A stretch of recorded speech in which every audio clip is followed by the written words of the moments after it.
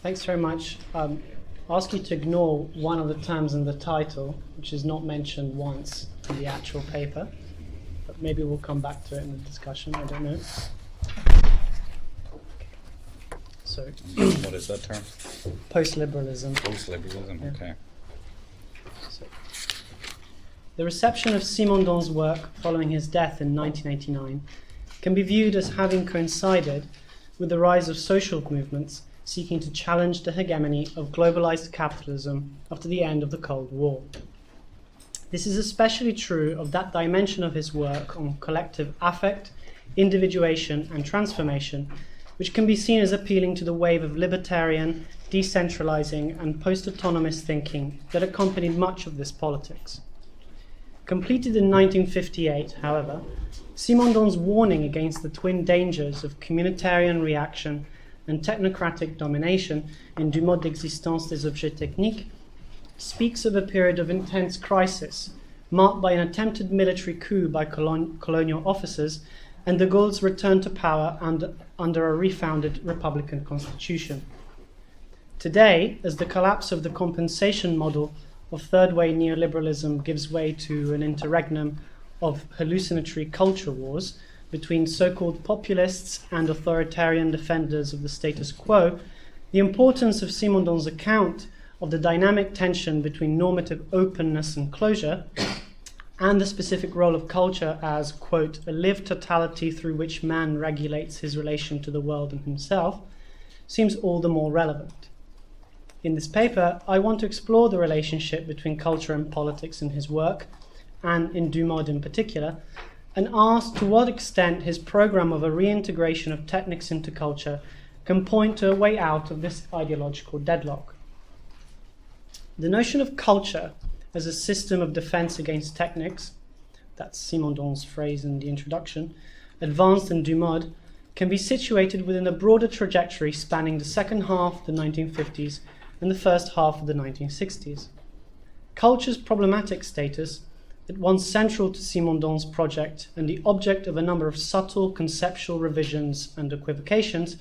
can be gleaned in the continuously shifting account of techniques and its others that he developed during this period.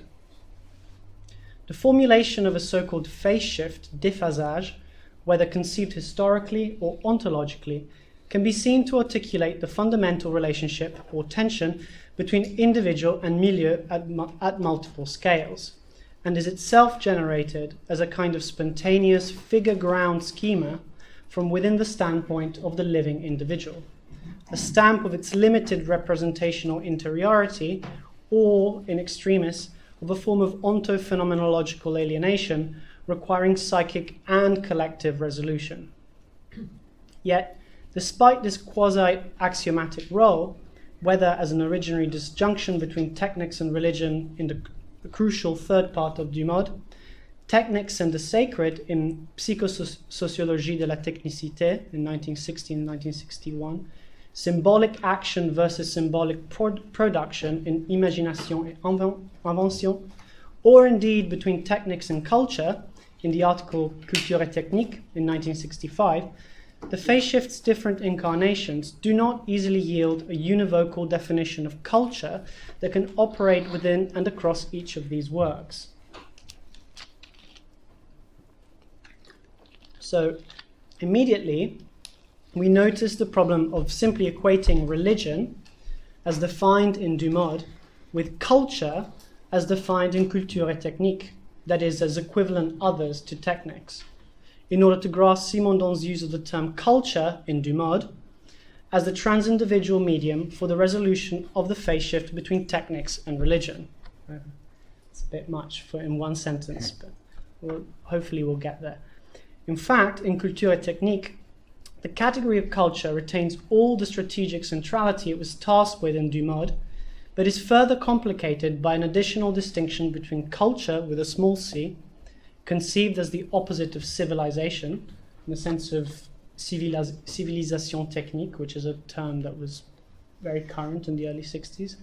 and culture with a capital C, conceived as a higher mode of being or understanding that would comprehend a culture-civilization polarity via a reintegration of technical schemas,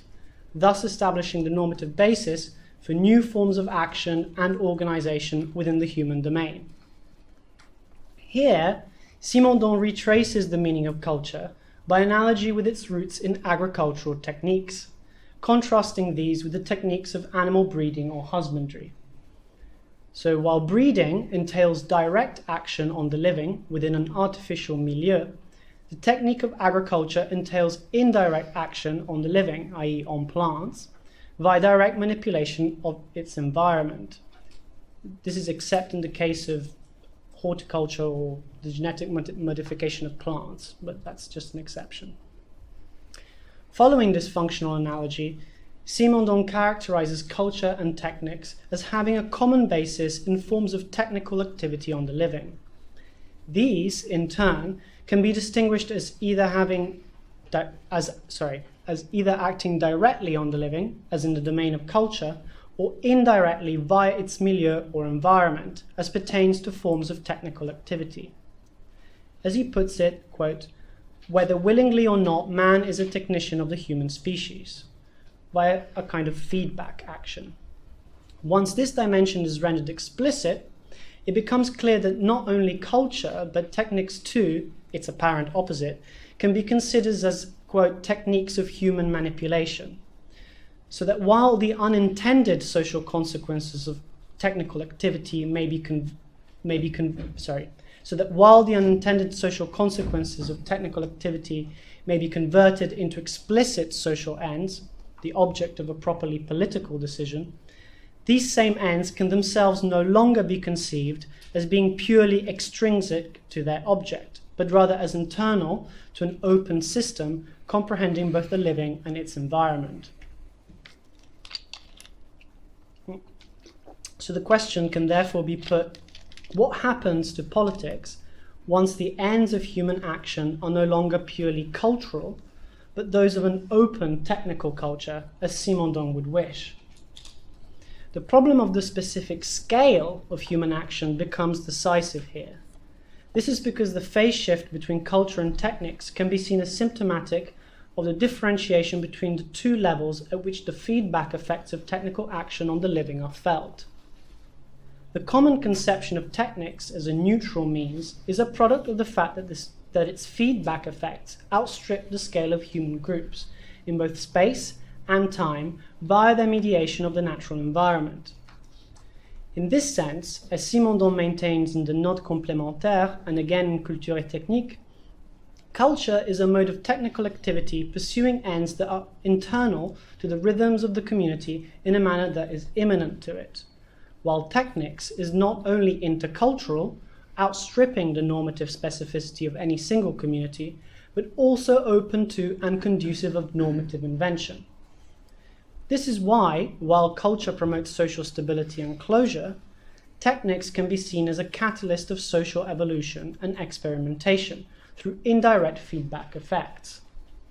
In this way, the conflict between culture and techniques emerges as one between two different spatio-temporal scales, or two overlapping socio-historical forms, one pre-industrial and closed, and the other industrial and open, and can only be resolved through a reintegration of technical schemas into culture. The question of politics, therefore, lies in how to reintegrate problems which outstrip the scale of human groups back into a sphere of cultural representation and activity, a trans-individual medium of techno-symbolic inscription, without a collapse into new forms of normative closure.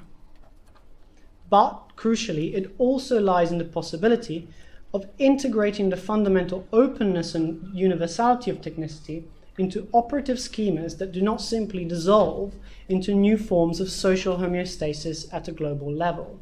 That is, the impoverished and merely adaptive vision of universalism, neoliberal and imperialistic, that today we find presented as the only alternative to cultural closure at the national level.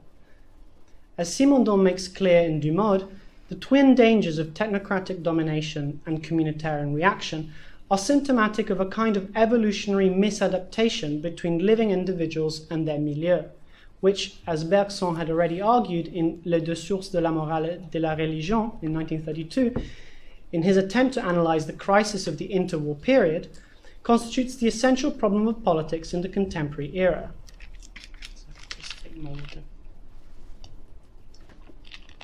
Writing in the post-war, however, it is technological change that for Simondon is at the root of this social inadequation. As the expansion of technical ensembles displaces the centrality of human individuals, not only with respect to tools, what he calls elements, but also with respect to the control or management of much vaster systems of production and information. As Bergson and Durkheim before him had anticipated, the problem of all future politics will be how to constitute a form of solidarity or social bond commensurate with processes of large-scale social, economic, and technological change that nonetheless continue to be experienced at the level of singular human subjects, groups, and communities. But, in contrast to our Durkheimian vision of politics as an adaptive or homeostatic practice of social adjustment, for Simondon, the very scale of contemporary technical rhythms calls for something like a collective institutionalization of the evolutionary potential for the human species. One that is, in other words, not purely conservative or normalizing and defined by extrinsic ends, but itself generative or inventive of normative schemas for life, a conception partly inspired by Canguilhem's Nietzschean critique of cybernetic social physics. In Du Mode, for example, Simondon evokes the possibility of constituting modes of social and political solidarity as an emergent feature of the network schemas embodied in the new technical ensembles of mass production and telecommunication. In fact, these technological schemas are cast as heralding a possible recovery of the network-like phenomenology of the magical phase, prior to its figure-ground bifurcation into technics and religion, while at the same time providing a model of collective relation under a new technical culture driven by grassroots of philosopher-engineers. As Simondon claims, the role of philosophy here is to construct, regulate, and reticulate culture by continuously converting technical and religious schemas into cultural content. In this context, what Simondon here calls les pensées sociales et politiques emerge as the secularized successors of religion in its primordial bifurcation from technics. However, what's required cannot be a simple reconciliation between religion and technics, because the ground schemas of religion, in its various historical incarnations, correspond to the technical figure schemas and rhythms of previous stages in the evolution of technics. Instead, a new coupling must be achieved between the schemas embodied by the new reticulated technological ensembles and the new political theologies capable of reorienting human collectivities towards the co-becoming of these same technical systems. Yet, as Simondon also suggests, the price of such a coupling may be a kind of degradation of the radical universality embodied by religion, as politics becomes reduced to the defense, management, or even expansion of already existing technical and economic systems. Culture, meanwhile, far from being a vehicle of normative invention, is instrumentalized as one more technological medium for the manufacture of legitimacy and consensus, propaganda. The incompatibility between the scale at which technological becoming occurs and that at which social systems react to it therefore remains. From today's perspective, we can see how the concretization of digital technologies into a global financial and media system has been overlaid onto processes of social entropy and atomization, which, at least within the West, are themselves tied to epochal shifts in the productive, economic, and technological basis of advanced or now late capitalism. Digital media, in particular, has served as a medium in which destructive anxiety, as Simondon would explain, becomes sublimated into inter-individual or communitarian forms of social representation, as cyber-nationalisms and neo-reactionary identities flourish. The possibility of converting such an excess of pre-individual affectivity at the psychic level into a new collective individuation under the sign of a truly universal technical culture would thus be the wager of a politics of the trans-individual. However, one can also interpret Simondon's tendency to turn culture into a kind of political end in itself rather than a simple instrument of counter-hegemony,